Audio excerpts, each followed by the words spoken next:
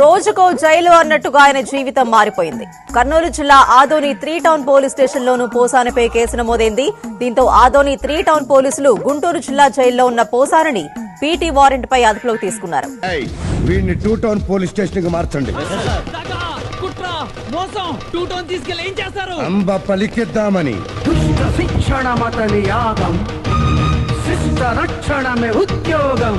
ఇక పోసాని చుట్టూ వారెంట్ల ఉచ్చు బిగుస్తోంది. ఇటీవలే అన్నమయ్య జిల్లా ఓబుళవారిపల్లె పోలీసులు హైదరాబాద్ లో అరెస్ట్ చేసి రాజంపేట కోర్టులో ప్రవేశపెట్టగా ఆయనకు జ్యుడిషియల్ రిమాండ్ విధించింది కోర్టు.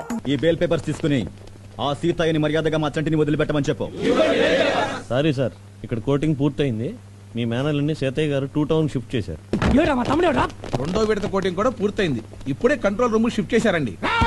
లేడీ కానిస్టేబుల్స్ అని కుమించారు. అమ్మా